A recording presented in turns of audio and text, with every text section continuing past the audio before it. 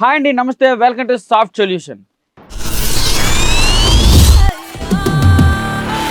ఈ మధ్యకాలంలో యువత ప్రేమ ప్రేమ ప్రేమ అని పరితపించిపోతున్నారండి. అలా ప్రేమ కోసం పరితపించే ఒక అమ్మాయి ప్రేమ లేదని పరితపించిపోతుంది. బేసిక్గా అండి, ఈ అమ్మాయి సారీ నిబ్బ సారీ నిబ్బి ఈ నిబ్బి ప్రేమ లేదని పరితపించిపోతుందండి. నాకు ఇంతకీ ఈ ఓవరాల్ థియరీలో అర్థం కానిది ఏంటంటే, ఇక్కడ ప్రేమ లేదని పరితపించుకోవడానికి కారణం వాళ్ళ అమ్మా నాన్న, లేదంటే సమాజమా, ఇంకా కాదంటే ఇక్కడికి తీసుకొచ్చిన నేనా? సారీ సార్, రాజుగారు లాస్ట్ కట్ చేసేయండి. మొత్తానికి ప్రేమ లేదని ఎందుకు పరితపించిపోతుంది అనేది ఆ అమ్మాయిని అడిగి, సారీ ఆ నిబ్బిని అడిగి మనం తెలుసుకుందాం. షిట్, చూడమ్మా పాప, చెప్పండి. చూడు నాలుగు చూడమ్మా, ఇక్కడ ఆడద్దు. ఏదైనా ఆడుకోవాలనిపిస్తే నాతో ఆడుకో, అలా సెల్లో ఆడుకో. సారీ సారీ, నాతో చెప్పుకో. అంకుల్ అంకులా? సరే, మీరు కూడా నాతో ఆడండి. తర్వాత ఆడుకుందాం అమ్మ. ఇక్కడికి వచ్చింది దేనికి? ఆ కాన్సెప్ట్ ఏంటి? ఏంటి అంకుల్ మీరు? మా ఇంట్లో కూడా అంతే, ఇక్కడ కూడా అంతే. అక్కడ వాళ్ళు కూడా అంతే. ఫోన్ చూస్తానంటే చూడనివ్వరు, గేమ్ ఆడుకుంటానంటే ఆడుకోనివ్వరు. ఇక్కడ మీరు కూడా అంతే. పోనీ నాతో కలిసి మీరు ఏమైనా ఆడుకుంటారేమో, అది కూడా చెయ్యట్లేదు. ఇలా అయితే మేము ఎలా అంకుల్? మాకు కొంచెం ఫ్రీడమ్ కావాలి కదా. మాకు గేమ్స్ ఆడుకోవాలి, బయటికి వెళ్ళాలి, తిరగాలి. ఎన్ని డ్రీమ్స్ ఉంటాయి, ఎన్ని ఎయిమ్స్ ఉంటాయి, ఎన్ని గోల్స్ ఉంటాయి. మా లాంటి చిన్నపిల్లల మనసు అర్థం చేసుకోరా మీరు? బాగా చెప్పమ్మా, అర్థం చేసుకుంటాం. కానీ ఒక డౌట్. ఏంటి అంకుల్ చెప్పండి. అసలు నీకు ప్రేమ దొరకట్లేదు అన్నా కదా, అవును. దానికోసం అని చెప్పి నాకు వాట్సాప్ చేసాం, మెయిల్ చేసాం. అంతెందుకు, రోడ్డు మీద ఎక్కడైనా కనబడితే సరే దీనికోసం డిస్కస్ చేసాం. అవును అంకుల్. కాకపోతే అసలు విషయం నాకు ఎప్పుడు ఎక్కడ చెప్పలేదు. అసలు ఏంటి, అసలు నీకు ప్రేమ దొరకపోయిన కారణం ఏంటి, అది చెప్తావా? ఇక్కడ అంతా చెప్పేయచ్చు అంకుల్. అసలు ప్రాబ్లం లేదు, మొత్తం చెప్పవచ్చు. నీకు విషయం తెలుసా, మాకు అదే రేటింగ్. ప్రామిస్. సరే చెప్పే. చెప్పేస్తా. ఒక రాజుగారు మగం మీద కెమెరా చెప్పి అమ్మా.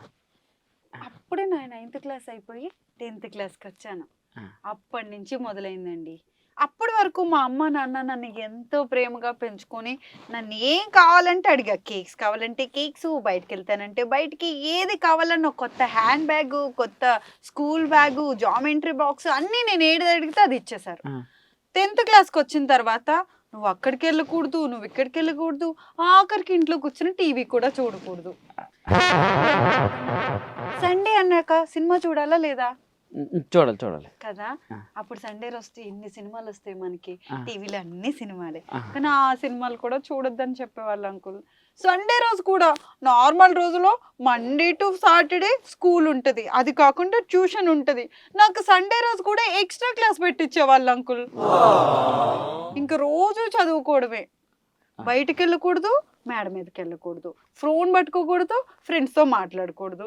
ఇంకా నాకు ఫ్రీడమే లేకుండా పోయింది అంకుల్.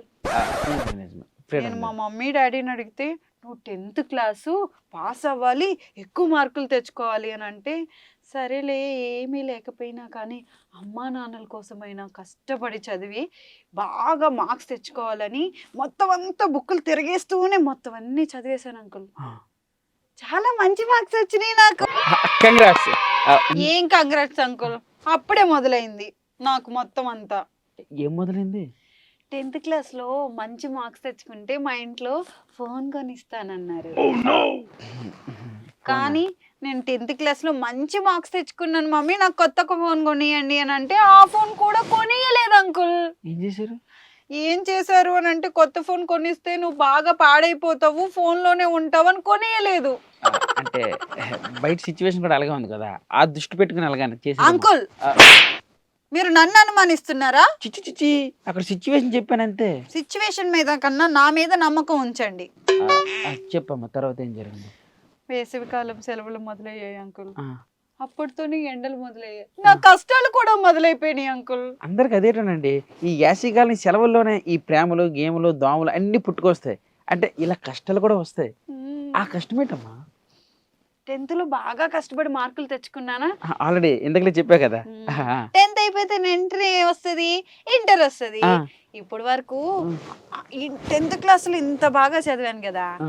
ఇంటర్కి వచ్చేటప్పుడు ఇంట్లో పేరెంట్స్ ఏమో సైన్స్ గ్రూప్ తీసుకోమన్నారు, నేనేమో ఆర్ట్స్ గ్రూప్ తీసుకుంటాను అన్నాను. లేదు సైన్సే తీసుకోవాలన్నారు, లేదు ఆర్ట్సే తీసుకుంటానన్నా. నాకు అర్థమైంది. నువ్వు ఆర్ట్సే తీసుకుంటామన్నావు, వాళ్ళు సైన్సే తీసుకుంటామన్నారు. వాళ్ళు సైన్సే తీసుకోమన్నారు. నువ్వు అంకుల్ నేను చెప్తున్నానా మీరు చెప్తారా? అదే మీరు చెప్తేనే మీరు చెప్తానంటే నేను చీ, వెళ్ళిపోతా. చీ, చీ. మీరు అదే 10 సార్లు చెప్తున్నా కదా, ఎందుకు అంత చెప్పడం అని చెప్తున్నాను అంతే. చెప్పు. నాకు చాక్లెట్ కన్నా ఇస్తారా? చాక్లెట్ కొంటాను. సరే సరే, అమ్మా నాన్నలు ఇంత బాధపడుతున్నారు కదా అని నేను సైన్స్ గ్రూపే జాయిన్ అయ్యాను అంకుల్. ఓ ఒక్క నిమిషం అమ్మా. చూసారా, యువత నేర్చుకోవాల్సింది ఇది. తల్లిదండ్రులు ఎందుకు చెప్తారు?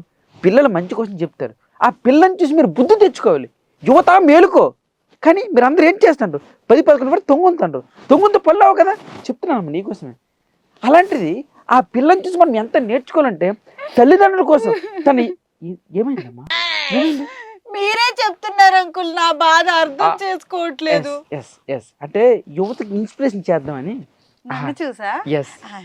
ఒక నిమిషం అమ్మా, ఇంక నాకు పూర్తి అవ్వలేదు. అయితే మీకు ఇక్కడ అర్థం కాదు ఏంటంటే, తల్లిదండ్రులు ఆర్ట్స్ తీసుకోమన్నా మనసు చంపుకొని సైన్స్ గ్రూప్ తీసుకుని చూడండి. ఆ పిల్లకి మనందరి తరపున చప్పట్లు కొడుతున్నాను. కంటిన్యూ చేయము. ఎక్కువసేపు కొట్టరా చప్పట్లు? సరిపోద్దా? ఇది చాలా తేడా. అంకుల్ నేను చెప్పేది వినట్లేదు మీరు. చెప్పమ్మా. మమ్మీ డాడీ కోసం నేను సైన్స్ గ్రూప్ తీసుకున్నానా? ఎస్, వెరీ గుడ్, తీసుకున్నాం. అప్పటి వరకు 10th లో ఇన్ని బుక్స్ ఇన్ని బ్యాగ్ లో మోసాను, వాళ్ళ కోసం మళ్ళీ సైన్స్ తీసుకుంటే మళ్ళీ మొదటి నుంచి చదువుకోవాలి అంకుల్.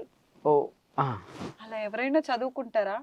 అదే ఆర్ట్స్ తీసుకుంటే నాకు వచ్చిన సబ్జెక్టు నచ్చిన సబ్జెక్టు ఏదో కాలేజ్కి వారం రోజుల్లో 3 రోజులు వెళ్ళి పాస్ అయిపోవచ్చు అనుకున్నా.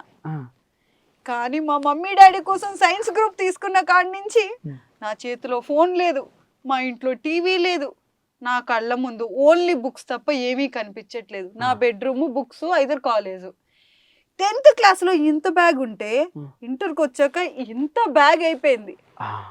అసలు నేను చిన్నప్పటి నుంచి 1st క్లాస్ నుంచి 10th క్లాస్ వరకు చదివాను, మళ్ళీ ఇంటర్ నుంచి కూడా చదవమంటున్నారు. ఇలా చదివితే నా జీవితం ఏమైపోతుంది అంకుల్? చదువుకుంటా పోవడమేనా? నాకంటూ ఫ్రీడమ్ లేదా? నేను ఒక ఆడపిల్లనే కదా, ఆడపిల్లలకి ఫ్రీడమ్ లేదా అని ప్రశ్నిస్తున్నాను. ఈ పిల్ల చాలా తేడాగా ఉంది. ఏదో కన్ఫ్యూజ్ చేసి మంచి తవలు పెట్టాలి.